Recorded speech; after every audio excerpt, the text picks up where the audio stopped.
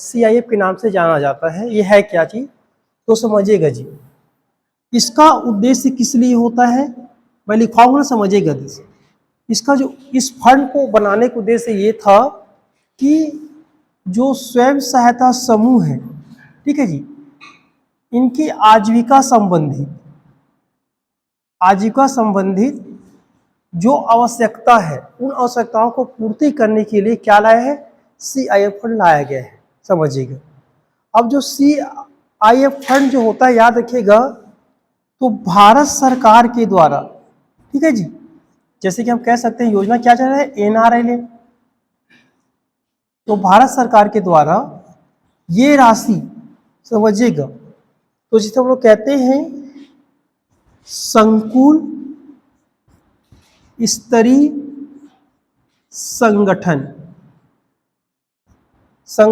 संगठन, याद रखिएगा, इनको अनुदान के रूप में दिया जाता है, हमेशा किसके रूप में, अनुदान के रूप में। मतलब ये पैसा जो है संकुल स्तरीय संगठन को अनुदान के रूप में दिया जाएगा, और जो राशि रहता है अनुदान के रूप में 1 से लेकर 1.5 करोड़ रुपए की राशि रहती है। कितनी रहेगी, 1 से लेकर 1.5 करोड़ रुपए की राशि। अब क्या करेगा, संकुल स्तरीय संगठन के नीचे रहता है जिसे हम लोग कहते हैं ग्राम संगठन।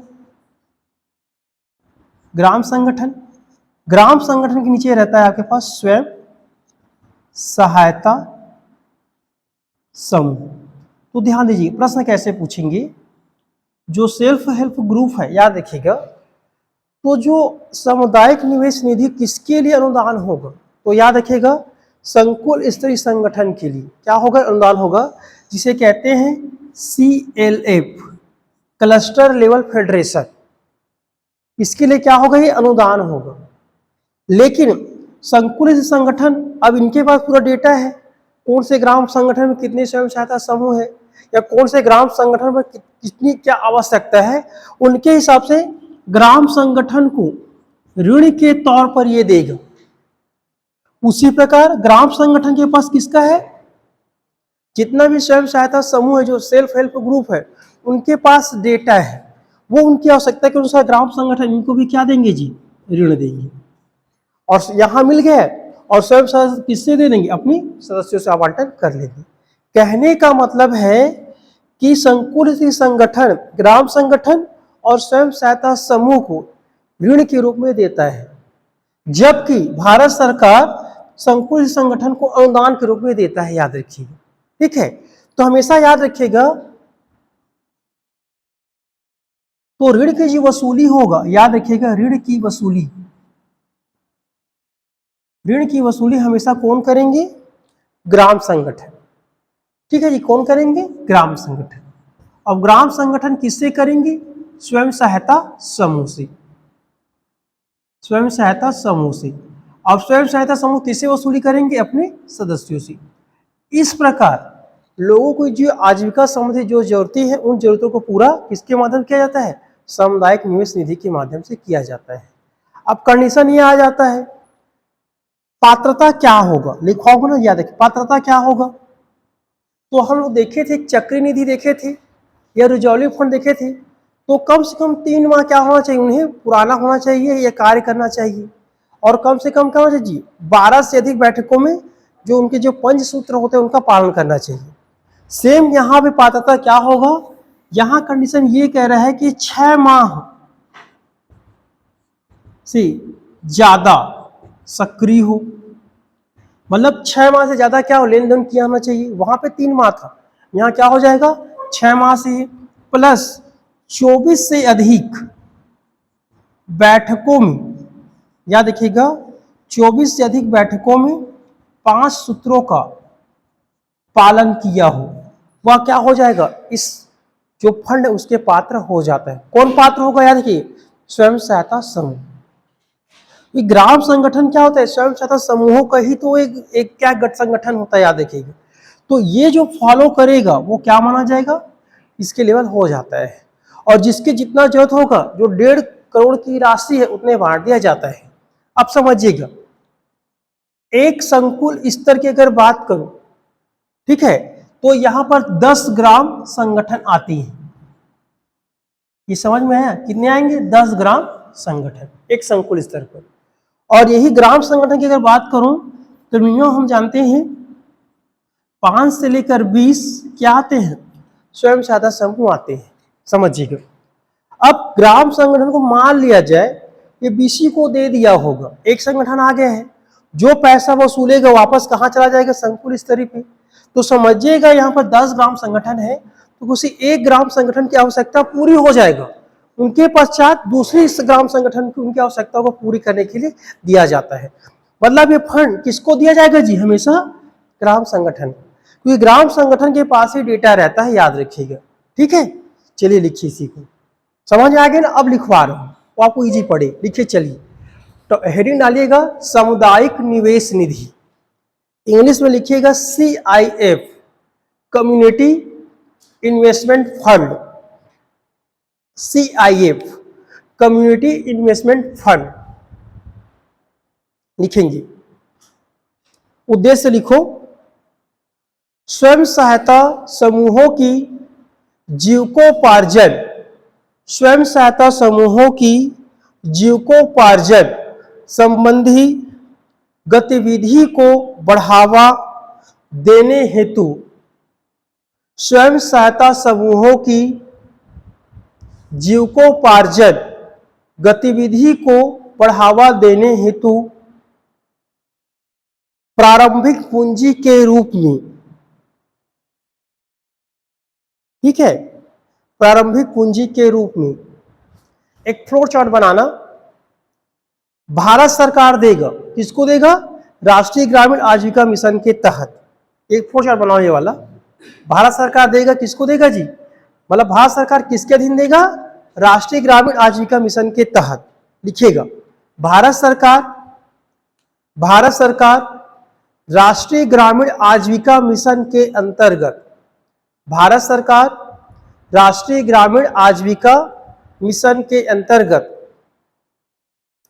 अनुदान के रूप में, अनुदान के रूप में संकुल स्तरीय संगठन को, अनुदान के रूप में संकुल स्तरीय संगठन को, अनुदान के रूप में संकुल स्तरीय संगठन को, जिसे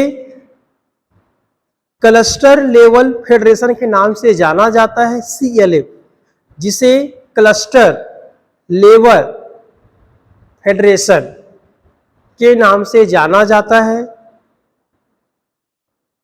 को 1 से लेकर 1.5 करोड़ की राशि दिया जाता है, को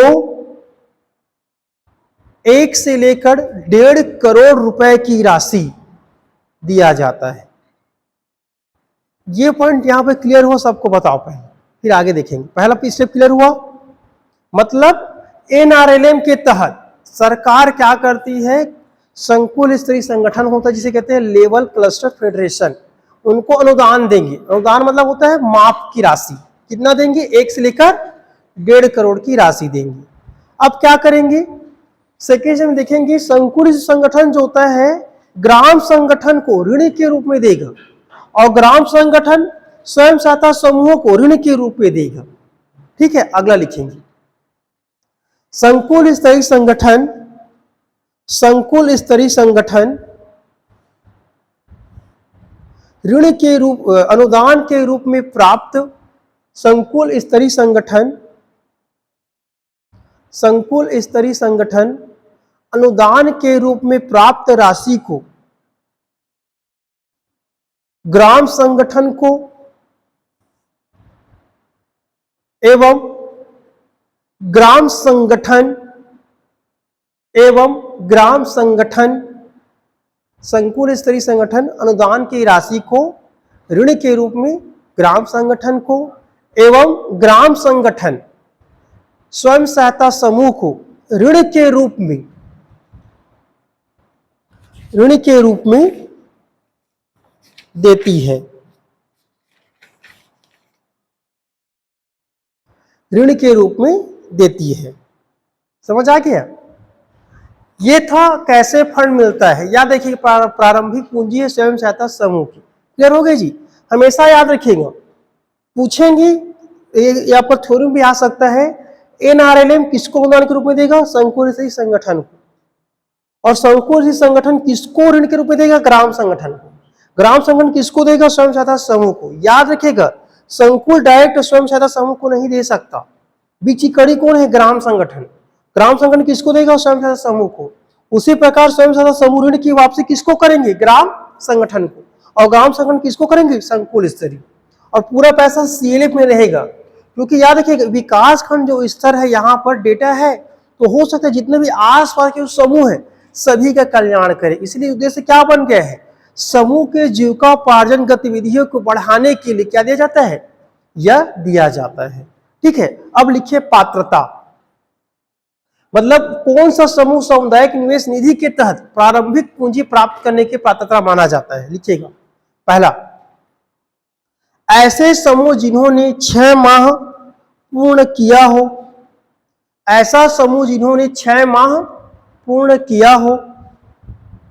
ऐसा समूह जिन्होंने 6 माह पूर्ण किया हो एवं अपने 24 बैठकों से अधिक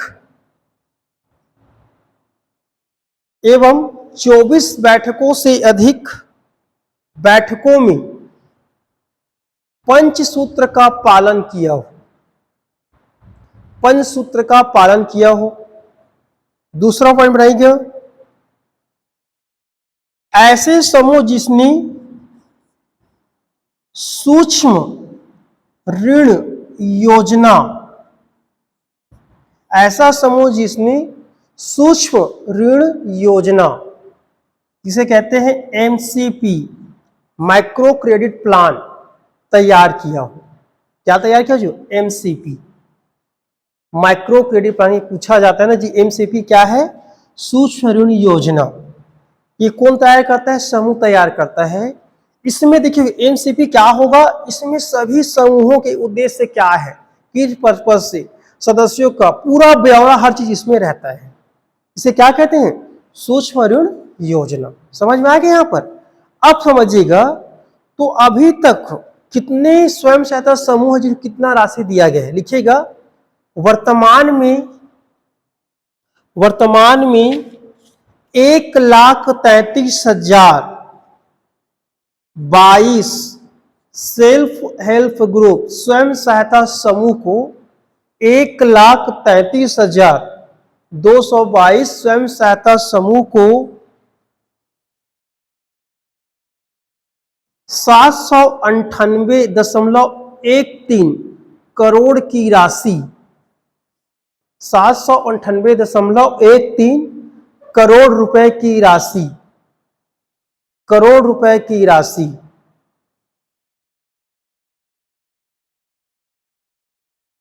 सामुदायिक निवेश निधि के रूप में दिया जा चुका है। एक डेटा याद करके आपको जाना है, कितना समूह है?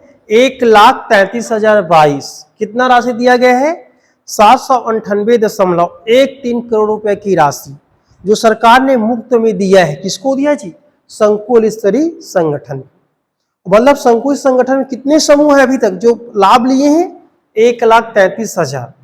जिन्होंने क्या क्या होगा जी? जो पात्रता होगा, 6 माह से ज्यादा सक्रिय होना चाहिए, कम से कम 24 से ज्यादा बैठकों में क्या पंचसूत्र का पालन किया गया हो, और साथ में उन्होंने सूक्ष्म योजना प्लान तैयार किया हो। ऐसे समूह को क्या दिया जाएगा? सामुदायिक निवेश निधि दिया जाता है। अब लिखिए, वित्तीय वर्ष 2024-25 के अनुसार, वित्तीय वर्ष 2024-25 के अनुसार 17,083 स्वयं सहायता समूह को 17,083 स्वयं सहायता समूह को 10,615 लाख रुपए की राशि प्रदान किया गया है। 10,615 लाख रुपए की राशि प्रदान किया गया है। समझिएगा, ये डेटा कहां का है? छत्तीसगढ़ का है। ठीक है, कितना राशि जी? 10,615 लाख रुपए की राशि। किसको? 10,083। कौन सा निधि? सामुदायिक निवेश निधि। ठीक है।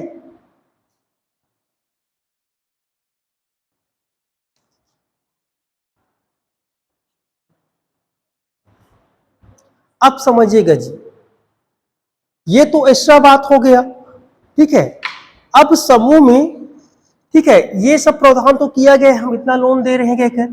अभी वर्तमान में, ठीक है, समूह को लोन में, ठीक है जी, कुछ पैसों में चेंजेस किया गया है, ठीक है। वो क्या चेंजेस किया गया उसको लिखिए, जो वर्तमान में चल रहा है, ठीक है। तो याद रखिएगा,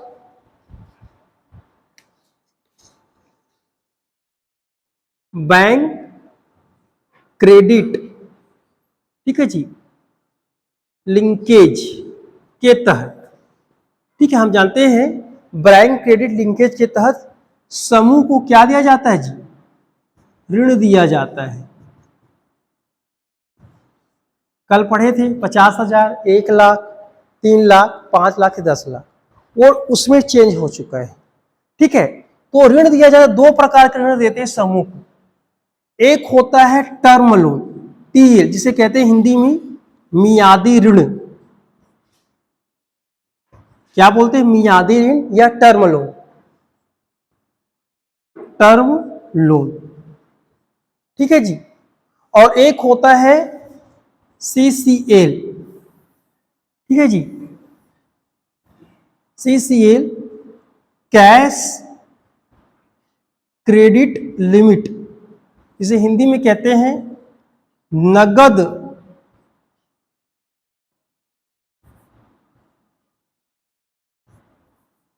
एक मिनट,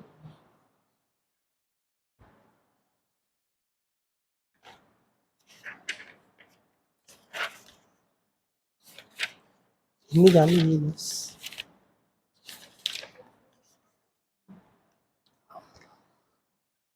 कैश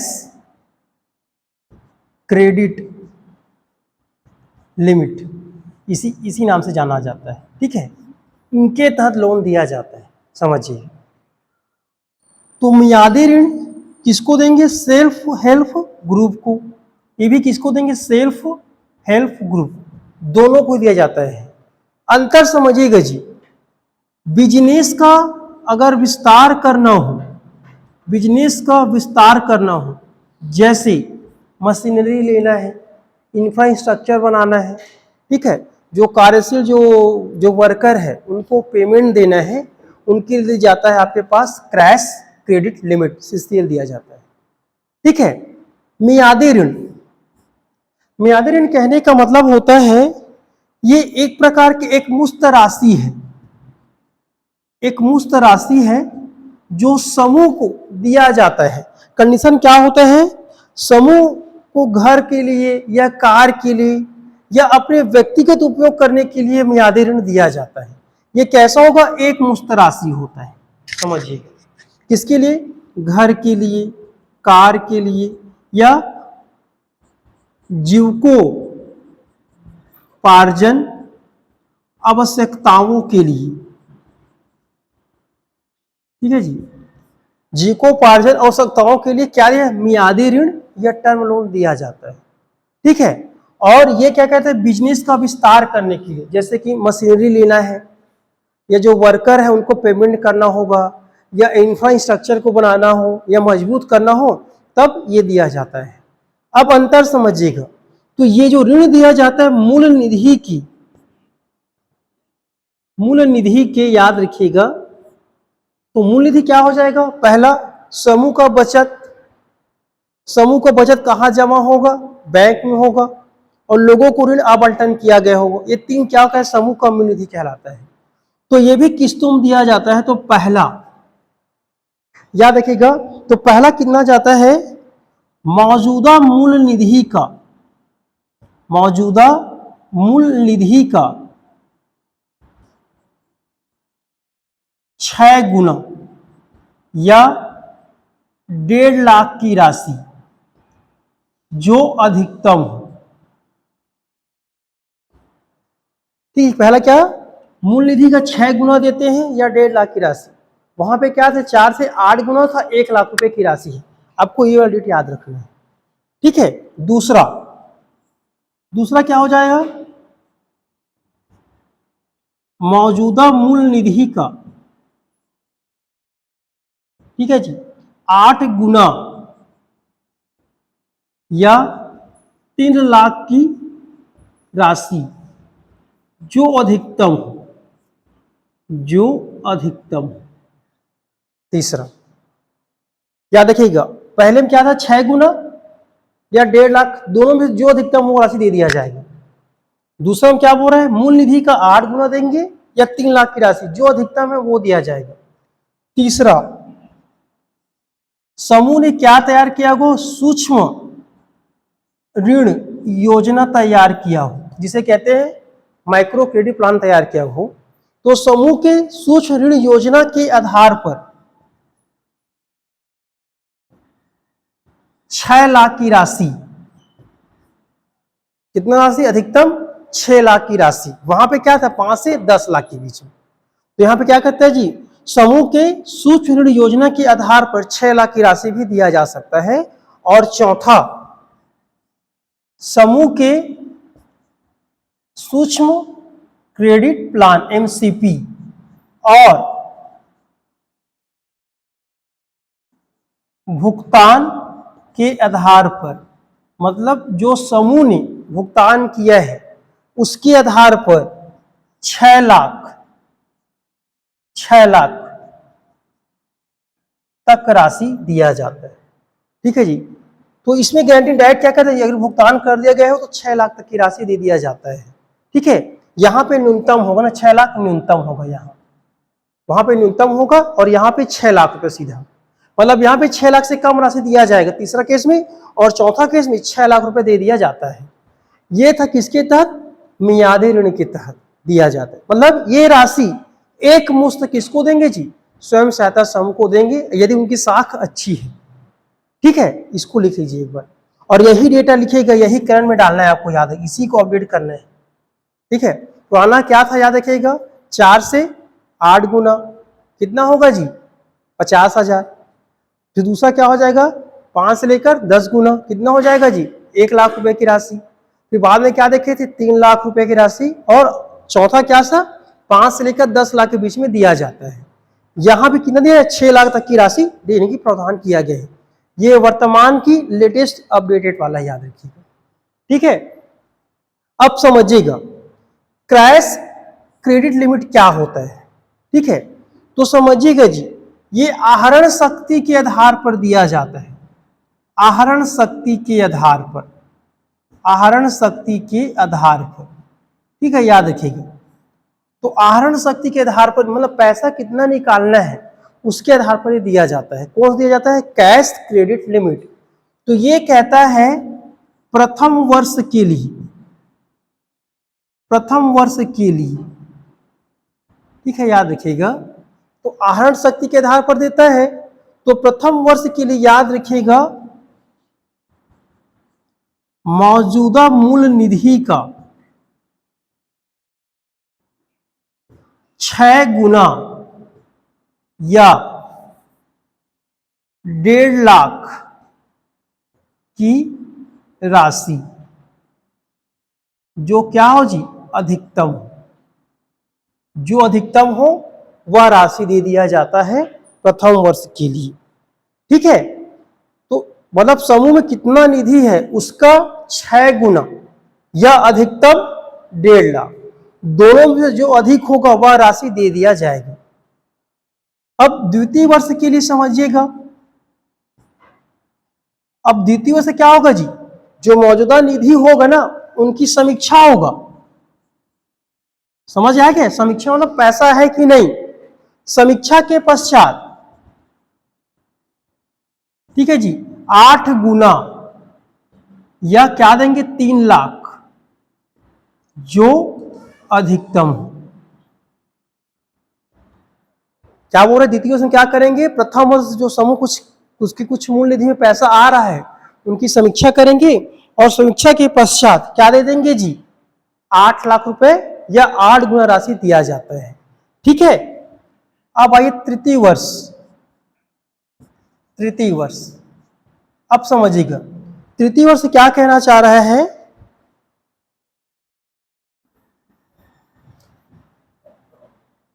तृतीय वर्ष कह रहा है समूह के द्वारा सूक्ष्म ऋण योजना के आधार पर, क्या बोल रहे जी, समूह के द्वारा सूक्ष्म ऋण योजना जिसे हम लोग कहते हैं एमसीपी, माइक्रो क्रेडिट प्लान, लगभग दोनों समान ही है। ठीक है जी, क्या बोल रहा हूं, 8 गुना या अधिकतम 3 लाख, अधिकतम 3 लाख। ठीक है, समझिएगा जी। तीसरा क्या बोल रहा है, समूह के द्वारा सूक्ष्म योजना प्लान तय करते हैं, उस प्लान के आधार पर न्यूनतम 6 लाख की राशि किसको दिया जाएगा जी, स्वयं सहायता समूह को दिया जाता है। जबकि, ठीक है, याद रखिएगा, न्यूनतम 6 लाख की राशि दिया जाता है। जबकि चतुर्थ वर्ष के लिए याद रखिएगा, तो समूह के सूक्ष्म ऋण योजना के आधार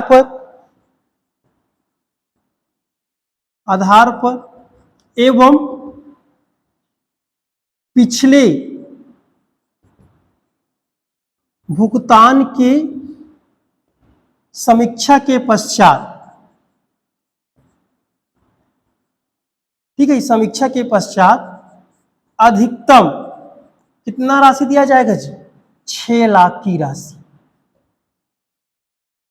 कितना दिया जाता है, 6 लाख की राशि, याद रखिएगा। तो याद रखिएगा, यहां पर न्यूनतम बोला है, मतलब 6 लाख से कम दिया जा सकता है। और यहाँ पे क्या बोल रहा है, पिछला भुगतान देखेंगे कि सही कर पा रहा है कि नहीं कर पा रहा है, तो क्या देंगे, 6 लाख दिया जा सकता है। कहने का मतलब ये समूह के आहरण शक्ति के आधार पर निर्भर करता है। ठीक है जी, मतलब प्रति वर्ष दिया जाने वाला है। जबकि जो मियादी ऋण था वो अंश के हिसाब से था, समूह में कितना पैसा बचा है उनके हिसाब से लोन ले सकता है। ठीक है, ये समूह को ऐसे लोन प्राप्त होता है।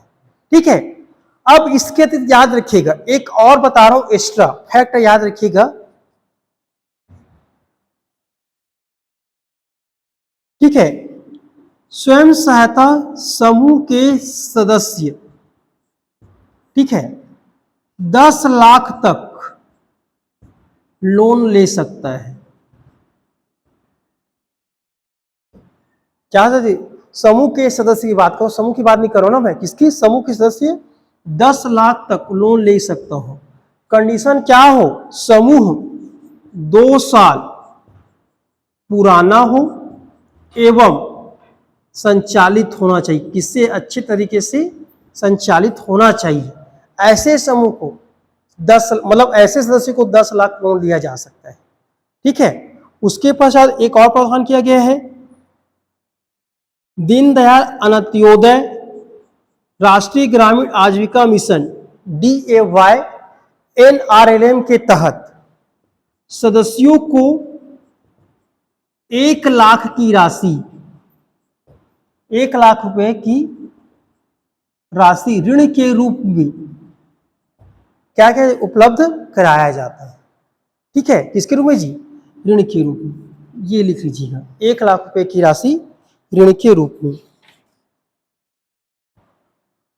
ठीक है, और तीसरा,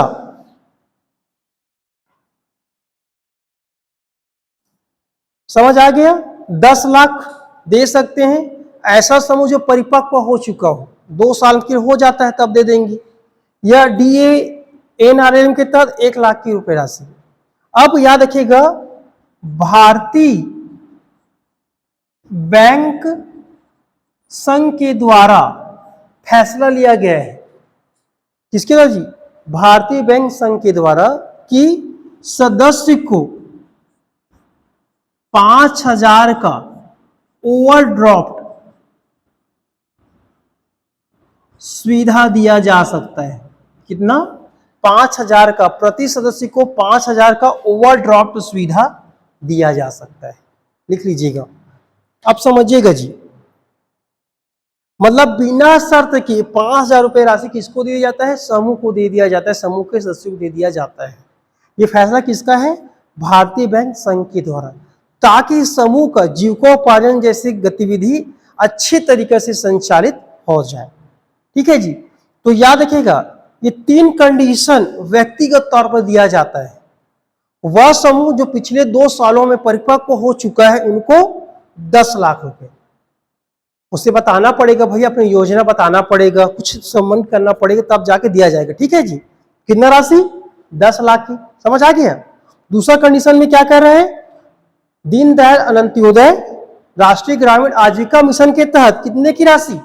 1 लाख रुपए। दो नहीं, 1 लाख की राशि। एक है, एक तो चेंज की 1 लाख की, गलत हो जाएगा ना। 1 लाख की राशि। ठीक है। और तीसरा, भारतीय बैंक संघ के द्वारा 5,000 की ओवरड्राफ्ट राशि दिया जाता है। समझ आ गया? एक और याद रखिएगा, ऐसे व्यक्ति जिनका ऐसा समूह जिनका प्रधानमंत्री जनधन खाता खुला है उनको भी कितना राशि दिया जाता है जी? 5,000 का ओवरड्राफ्ट दिया जाता है। ये फैसला किसके द्वारा था? भारतीय बैंक संघ के द्वारा। ये व्यक्तिगत ऋण है, किसके तहत दिया जाता है? बैंक क्रेडिट लिंकेज के तहत समूह को दिया जाता है एवं समूह के सदस्यों को दिया जाता है। ठीक है।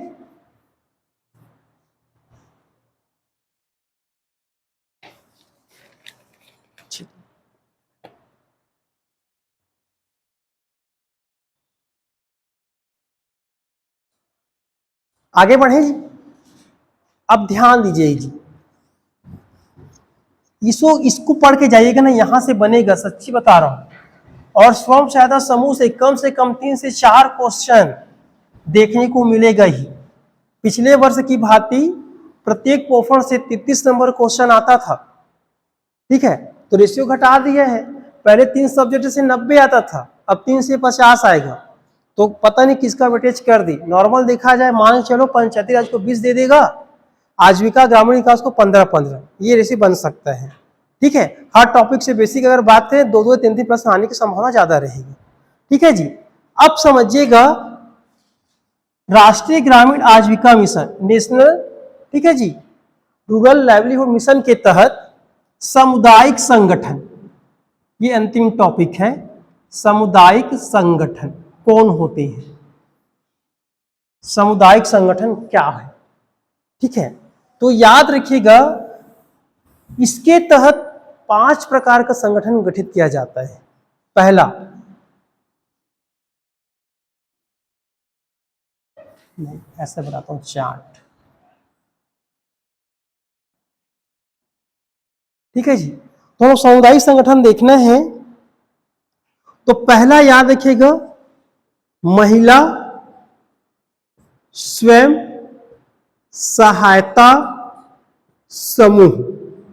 पहला क्या जाएगा जी? महिला स्वयं सहायता समूह। याद रखिएगा, विकलांग लोगों का संगठन बनता है, याद रखिएगा। ठीक है। दूसरा, जिला संगठन। जिला स्तर पर क्या होगा जी? जिला संगठन। ठीक है। तीसरा, विकास खंड पर क्या होगा? संकुल स्तरीय संगठन। ठीक है जी। विकास खंड में क्या होगा? संकुल स्तरीय संगठन। ठीक है। और ग्राम स्तर पर रहता है ग्राम संगठन। ग्राम संगठन। और लास्ट क्या हो जाएगा? स्वयं सहायता समूह। ठीक है। ये इतने प्रकार का क्या होता है, हमारा संगठन बनना है। तो याद रखिएगा। तो सभी स्वयं सहायता समूह के बारे में जान गए हैं, इसको पढ़ने का आवश्यकता नहीं है। तो समझिएगा जी लेवल की, और ये भी जान गए हैं महिला स्वयं सहायता समूह, विकलांगों का ये क्या होता है। हमें फोकस किस में करना है? 3 चीज में करना है। ठीक है। ये प्रश्न, ग्राम संगठन क्या होता है समझिएगा। तो पहला हम लोग क्या पढ़ रहे हैं लोग? ग्राम संगठन। ठीक है। इसे कहते हैं, वीओ के नाम से जाना जाता है, विलेज ऑर्गेनाइजेशन। ठीक है जी, विलेज ऑर्गेनाइजेशन, याद रखिएगा, विलेज ऑर्गेनाइजेशन के नाम से जाना जाता है, वीवो। अब समझिएगा, ठीक है। तो ग्राम संगठन कहता है, क्या कहता है समझिएगा, कि किसी ग्राम में 6 से अधिक स्वयं सहायता समूह है तो मिलकर, क्या बोल रहे हैं, किसी ग्राम में 6 से अधिक स्वयं सहायता, मतलब न्यूनतम 6 चाहिए आपके पास, ठीक है। यदि किसी ग्राम में 6 से अधिक स्वयं सहायता समूह है तो मिलकर किसका गठन करते हैं, ग्राम संगठन का क्या करेंगे जी, गठन। कंडीशन में समझ आ गया, क्या होना चाहिए, किसी ग्राम में 6 से अधिक 6 स्वयं सहायता समूह होने पर क्या करते हैं, मिलकर ग्राम संगठन का गठन करते हैं। याद रखिएगा, तो याद रखिएगा, मतलब कंडीशन क्या बोल रहा है जी, आपको कम से कम क्या चाहिए, 6 स्वयं सहायता समूह चाहिए। क्या चाहिए आपके पास गठन करने के लिए, कम से कम क्या चाहिए, 6 सेल्फ हेल्प ग्रुप चाहिए, तब जाके क्या होगा, ग्राम संगठन कार्य करना प्रारंभ हो जाता है। लेकिन ग्राम संगठन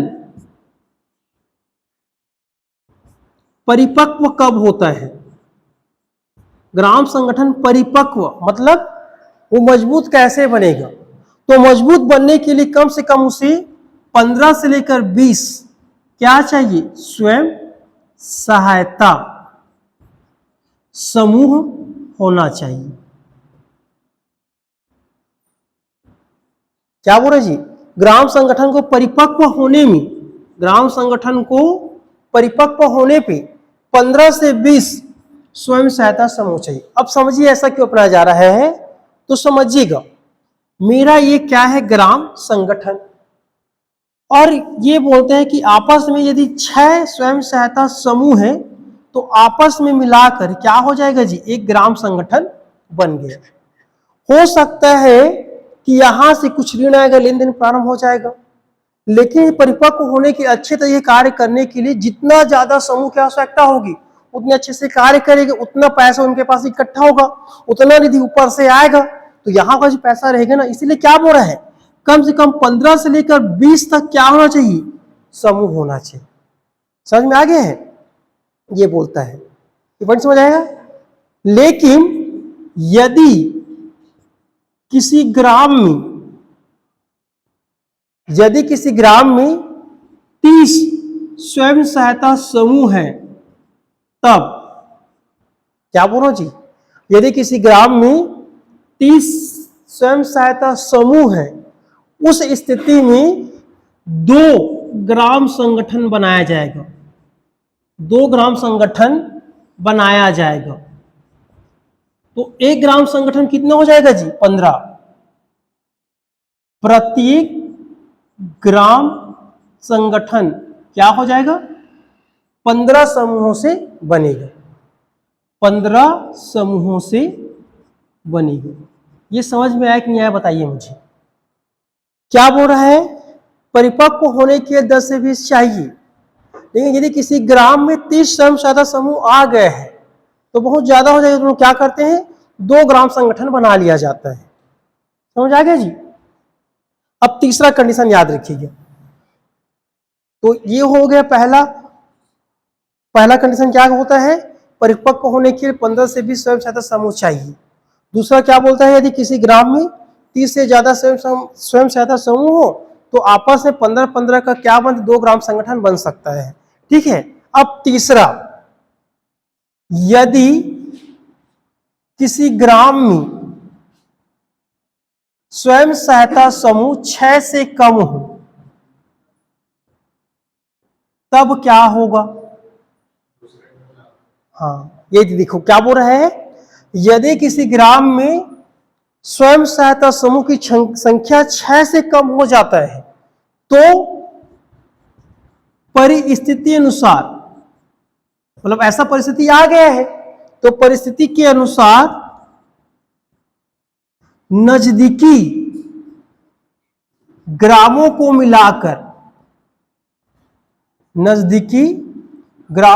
मिलाकर क्या बनाया जाएगा? ग्राम संगठन। ग्राम संगठन बनाया जाएगा। ये समझ में आया? एग्जाम्पल मैं आपको समझाता हूं, समझिएगा। मगरचवा, मगरचवा में 4 क्या है? स्वयं सहायता समूह। और उसके बगल गांव है खैरघटा, वहां पे है 6 स्वयं सहायता समूह, वहां भी है 3 स्वयं सहायता समूह। ठीक है, तो सिंगल सिंगल तो नहीं बनने वाले, नहीं बन रहा है जी। तो क्या करेंगे? खैरघटा और मगरचवा दोनों आपस में मिलेंगे, कितना हो जाएगा? 7 हो गया। तो कंडीशन क्या बोलता है? कम से कम 6 चाहिए, किसके लिए? ग्राम संगठन के लिए। तो आपस में मिलकर क्या बना लिया? ग्राम संगठन बना लिया। उसी प्रकार समझ लीजिएगा, आपस में 5 ग्राम है जिनमें 5 स्वयं सहायता समूह है, तो आपस में 5 मिलकर क्या ग्राम संगठन बना लेंगे। ये क्या होता है जी? 20 चाहिए परिपक्व होने के लिए, तो 4 गांव है, 5 चौक 20 हो जाएगा। समझ आ रहा है? तो क्या होगा? परिस्थिति के अनुसार या स्थिति के अनुसार नजदीकी ग्रामों को मिलाकर ग्राम संगठन बनाया जाता है। ये हो गया ग्राम संगठन का गठन। और ग्राम संगठन को जानते होंगे, लोन मिलता है ऊपर से, बाद में देखेंगे। अब ग्राम संगठन के कुछ पदाधिकारी होते हैं। ठीक है, तो सबसे पहले समझिएगा ग्राम संगठन की सामान्य सभा किसे कहते हैं? लिखिएगा, लिखिएगा। अगला टॉपिक क्या बोल रहा हूं, ये मिटा दो, लिख लीजिए यहां तक, ऊपर तो लिख ली होंगी ना? हा? अधिकतम 30। देखिए जी, तो ग्राम संगठन की सामान्य सभा, ठीक है, लिख लीजिए, फिर आगे कंटिन्यू कर रहा हूं।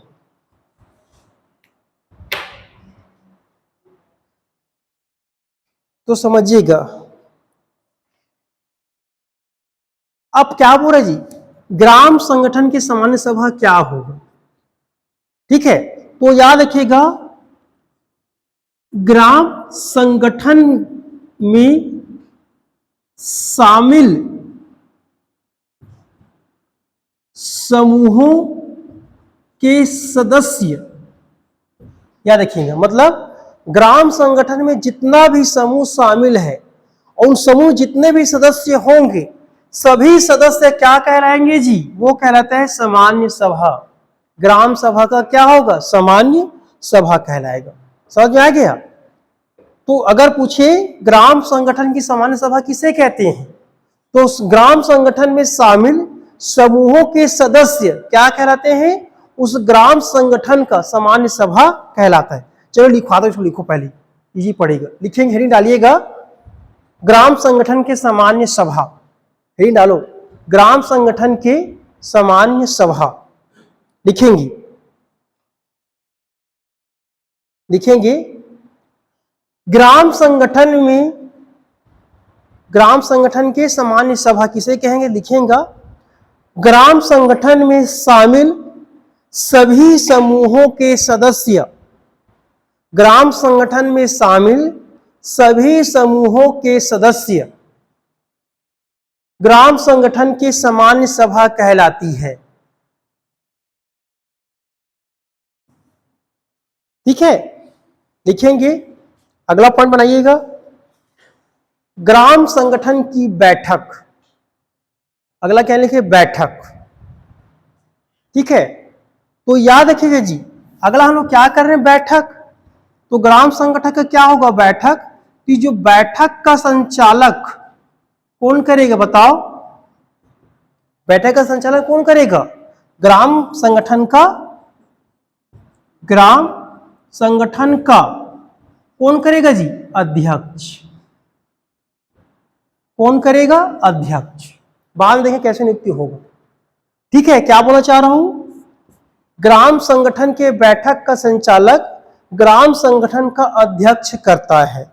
ठीक है, और बैठक कैसा होगा? चाहे को त्रैमासिक या क्या होगा जी? अर्धवार्षिक, 6 महीना में। बैठक कैसा होगा? त्रैमासिक, 3 महीनों में एक बार होगा, या 6 महीने में एक बार कराते, इन लोग डिसाइड कर रहे हैं, तब की कंडीशन है। ठीक है, क्या बोल रहा हूं, ग्राम संगठन का बैठक का संचालन अध्यक्ष करता है तथा इनकी बैठक प्रति 3 माह में एक बार या प्रति 6 माह में एक बार होता है। ठीक है, अब बैठक में शामिल प्रतिनिधि, बैठक में शामिल प्रतिनिधि, भाई ऐसे कौन कौन से लोग हैं जो इसमें शामिल होते हैं। ठीक है, तो पहला, अब ग्राम में आया है तो ग्राम पंचायत के पदाधिकारी, ग्राम पंचायत के पदाधिकारी, ये समझ में आया, ग्राम पंचायत के क्या होगा जी, पदाधिकारी।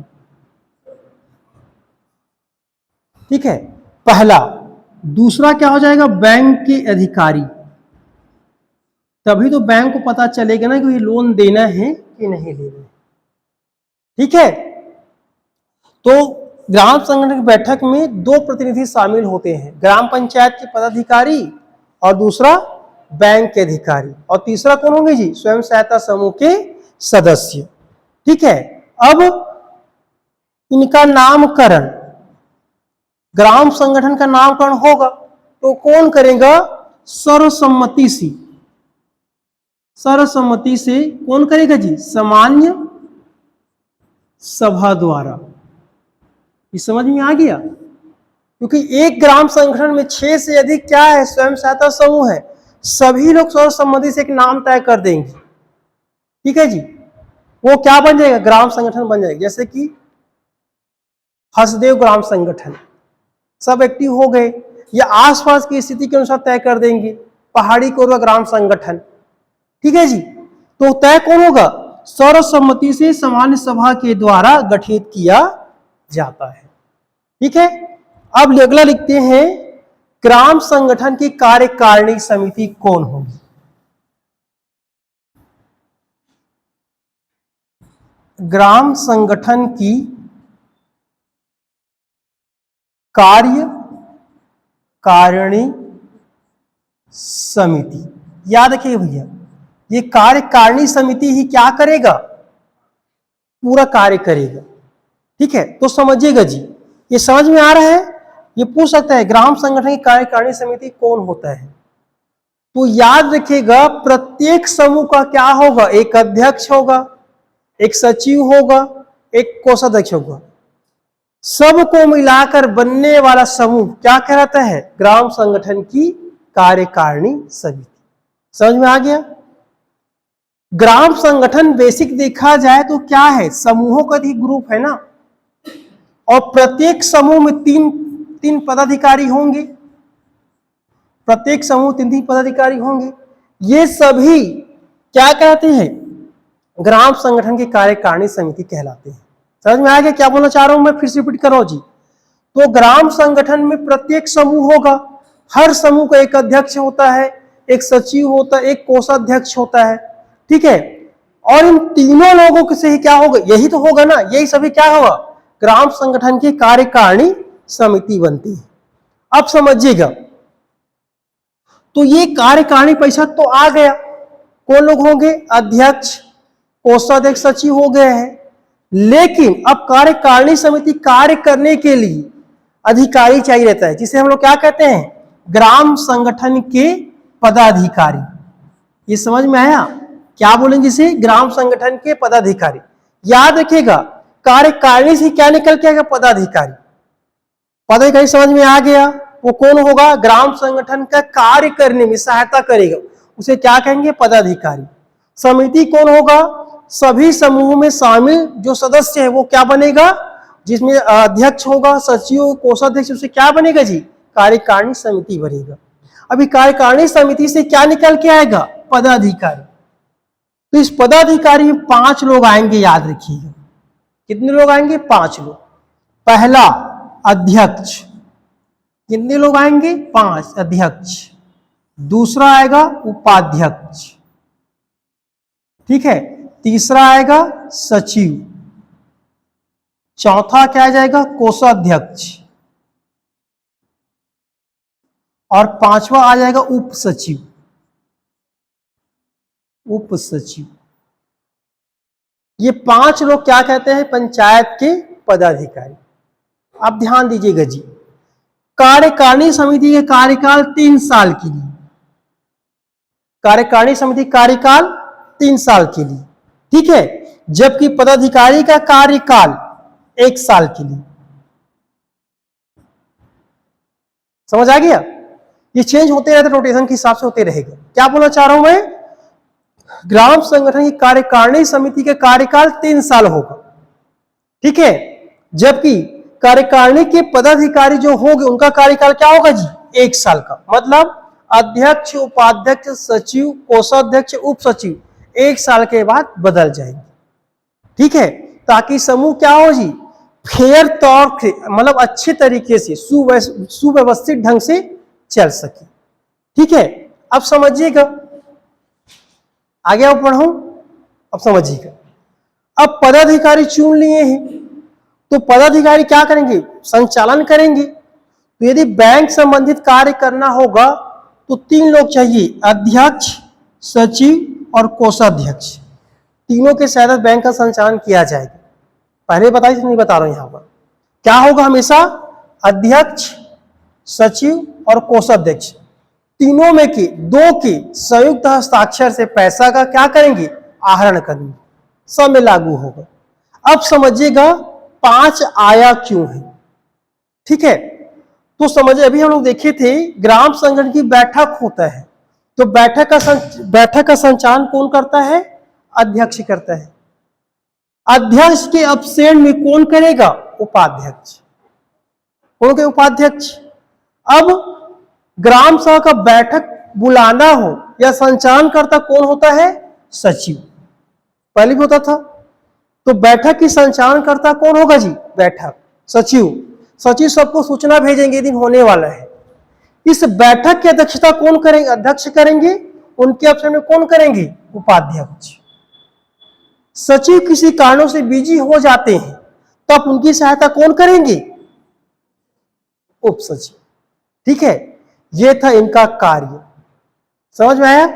एक बार और रिपीट करूं, क्या बोलना चाह रहा हूं सिंह जी। ग्राम संगठन कार्यकारिणी समिति के द्वारा पदाधिकारी की नियुक्ति किया जाता है, जिनमें 5 लोग आते हैं। अध्यक्ष क्या होता है, जब इस सामान्य सभा की बैठक होगी या विशेष बैठक होगी तब उनकी क्या करेंगे, अध्यक्षता करेंगे। उनके एब्सेंस में कौन करेगा, उपाध्यक्ष। लेकिन जो सामान्य सभा का संचालन होगा या विशेष सभा का संचालन करता कौन होता है, सचिव। बुलाने वाला कौन होगा, सचिव होगा, और सचिव के एब्सेंस में उप सचिव, ठीक है। कोषाध्यक्ष केवल पैसा का मैनेजमेंट करेगा, याद रखिएगा। कोषाध्यक्ष के बारे में याद रखिएगा, कोषाध्यक्ष के पास हमेशा 2500 रुपए की राशि होना चाहिए किसी एक कार्य के लिए। कितने की राशि, हमेशा 2500 रुपए।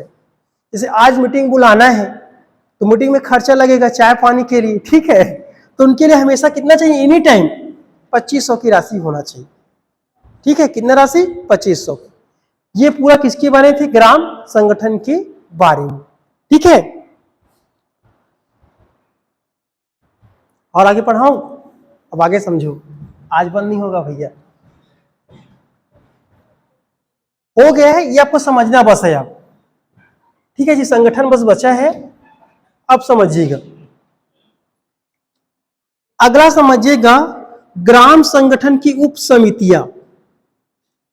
अब उप समितियां क्या आ गए हैं, किसकी, ग्राम संगठन, विलेज ऑर्गेनाइजेशन की सब कमिटी, ठीक है। सब कमिटी 3 प्रकार की होगी, याद रखिएगा। कितने प्रकार की, 3 प्रकार की। पहला को हम लोग कहते हैं पर्यवेक्षण या निगरानी समिति। भैया ग्राम संगठन हर कार्य नहीं कर पाएगा, तो क्या करेगी, समूह को निगरानी करने के लिए एक उप समिति होती है, जिसे कहते हैं पर्यवेक्षण या निगरानी समिति। अब इतना सारा समूह हो गया है तो बैंक से कोई लिंक करने वाला चाहिए, तो क्या हो जाएगा, बैंक लिंकेज उप समिति। ये समझ में आया? मतलब बैंक, मतलब समूहों को बैंक से जोड़ने के लिए क्या समिति बनता है, बैंक लिंकेज समिति बनता है। और तीसरा, हर समूह की एक सामाजिक मुद्दा होता है, तो सामाजिक मुद्दे की क्या बन जाएगा जी, उप समिति। तभी तो सामाजिक स्थिति के अनुसार से उस समूह को क्या दिया जाएगा, लोन दिया जाएगा।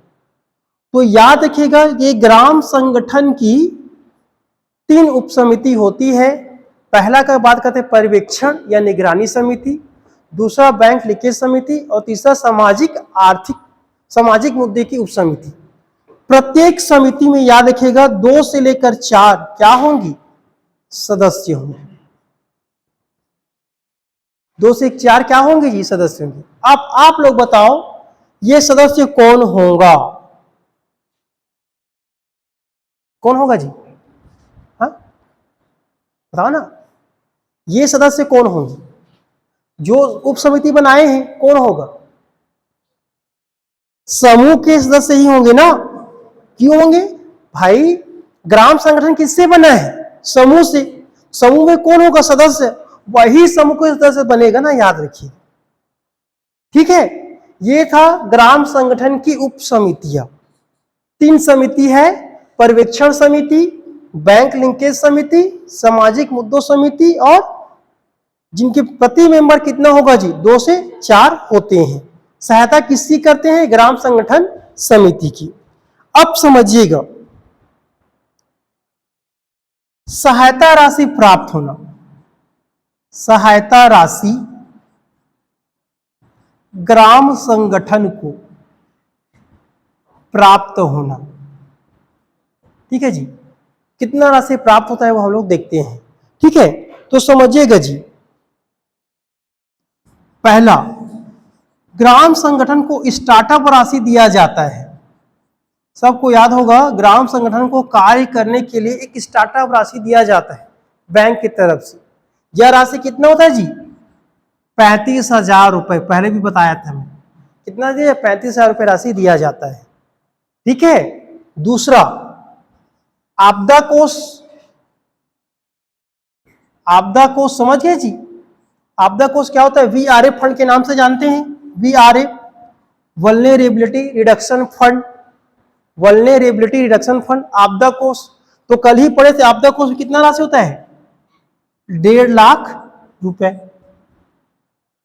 ये आपदा कोष क्यों दिया जाता है, समूह के स्वास्थ्य देखते हुए, बीमारी को देखते हुए। ठीक है, मतलब जो आपदा स्थिति को दूर करने के लिए 1.5 लाख रुपए की राशि किसको, ग्राम संगठन को दिया जाता है। ठीक है, और तीसरा ग्राम संगठन के सदस्य द्वारा अंशदान करके एक फंड बन जाता है। ये 3 फंड होता है किसके माध्यम से जी, ग्राम संगठन। समझ में आ गया, कितना, ग्राम संगठन। ये क्या है जी, सहायता राशि है, ग्राम संगठन को प्राप्त होता है। समझ में आ गया। आपदा कोष 1.5 लाख रुपए, स्टार्टअप राशि 35,000 रुपए दिया जाता है। और ग्राम संगठन क्या करेंगे, जितने समूह है, मान लीजिए 30 समूह है, 30 समूह में 300 लोग आ गए हैं, 20-20 रुपए भी देते हैं, ये क्या बन जाएगा, एक राशि बन जाएगा। तो यह अंशदान कहाँ चला, ग्राम संगठन में एक राशि आ गया, अब उस समूह को बांटेगा तो फिर से एक चक्र बनना प्रारंभ हो जाता है। ये इनकी राशि कहलाती है। समझ में आएगा जी। अब समझिएगा, इसके अतिरिक्त ग्राम संगठन को एक ऋण मिलता है। तो कहां से मिलता है, संकुल स्तर से।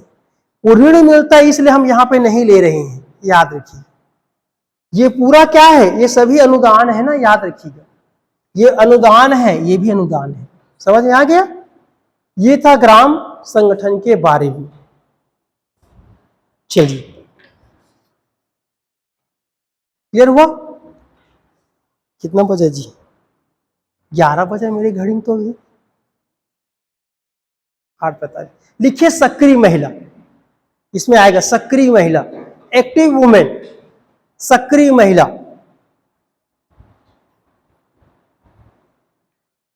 ठीक है जी, समझिए बात किसकी चल रही है, सक्रिय महिला। तो स्पष्ट हो गया, सक्रिय महिला मतलब एक्टिव महिला कौन होगी, मतलब ग्राम संगठन के अंदर का समूह बना है, समूह में ऐसे कोई 2 व्यक्ति होगी दो महिला होगी जो समूह के प्रति लोगों को जागरूक करता होगा, ठीक है, या अच्छे से जो चीजों को संधारण करता होगा, उसे हम लोग क्या कहेंगे, सक्रिय महिला कहा जाता है। तो याद रखिएगा, दो अधिकतम क्या हो सकता है, सक्रिय महिला होती है, जो कम से कम पढ़ी लिखी हो, पढ़ी लिखी हो, ठीक है। और जिस ग्राम संगठन में सक्रिय महिला बनना चाहिए, उसी ग्राम का क्या होना चाहिए, सदस्य होना चाहिए, उसी ग्राम का क्या हो जी। जैसे ग्राम पाहंदा में संगठन बना है, तो वहां में सक्रिय महिला भी वहीं की होना चाहिए, अदर की जगह का नहीं चलेगी, ठीक है। और इस सक्रिय महिला को 3,000 रुपए मासिक प्रति क्या देते हैं जी, मासिक वेतन मिलता है। कितना मिलेगा, 3,000।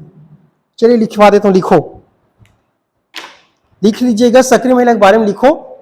गांव के विकास में अपने योगदान देने के लिए, लिखेंगे ग्राम के विकास में योगदान एवं समय देने, ग्राम के विकास में योगदान एवं समय देने में सक्षम तथा इच्छुक महिला को, सक्षम तथा इच्छुक महिला को सक्रिय सदस्य कहा जाता है।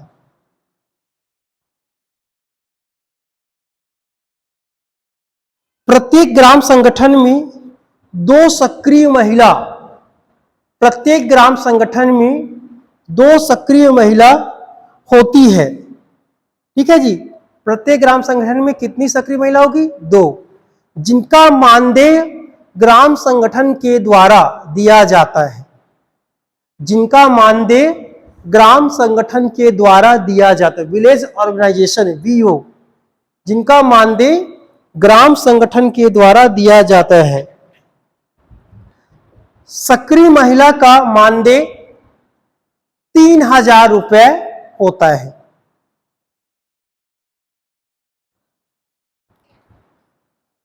ठीक है जी। सक्रिय महिला का मानदेय 3,000 रुपए होता है। एक और लिख लो,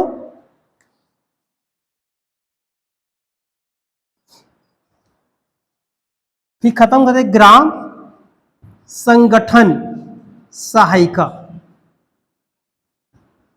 ठीक है जी। एक होता है, लास्ट टॉपिक है, ये पूरा कंप्लीट हो जाएगा, ग्राम संगठन सहायिका।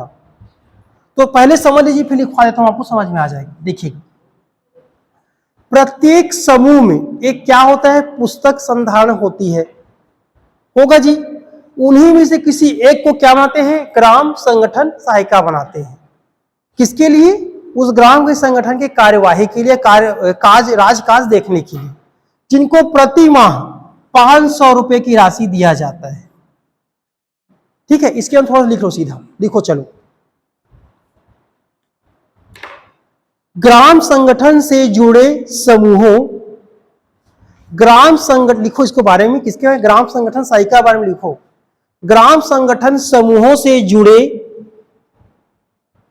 सभी समूहों के, ग्राम संगठन से जुड़े सभी समूहों के पुस्तक संचालकों में से, पुस्तक संचालकों में से किसी एक पुस्तक संचालिका को ग्राम संगठन सहायिका के रूप में, पुस्तक संचालिका में से किसी एक को ग्राम संगठन सहायिका के रूप में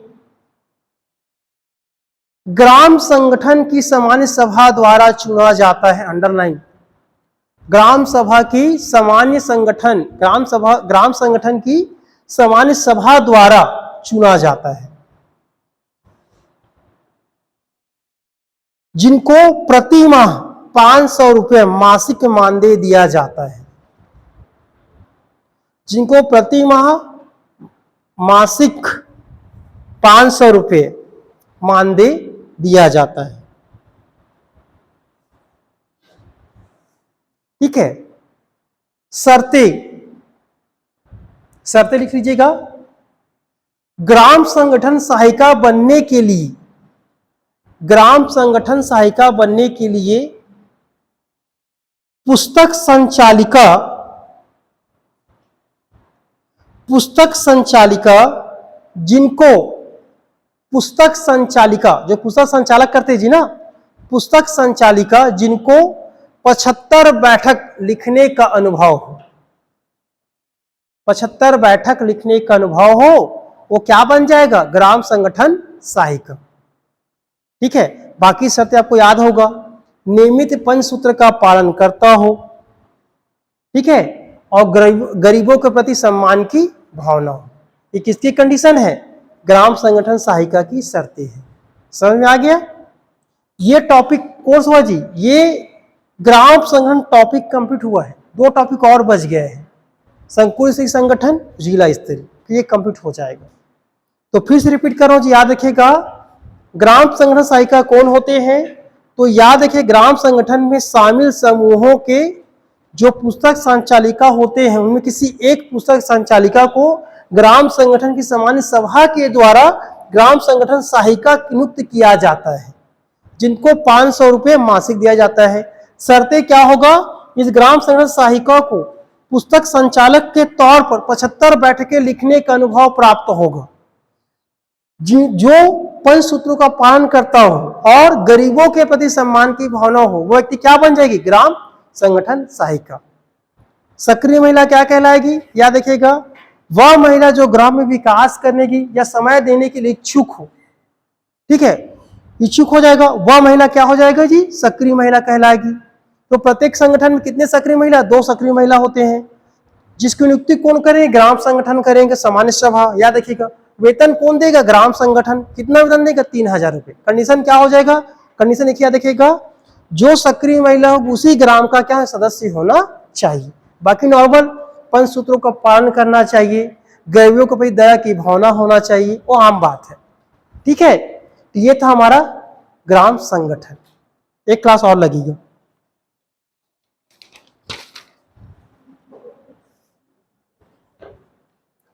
और जितना आप ये सब पढ़ नहीं रहे हो, ये सभी NRLM में है, याद रखिएगा।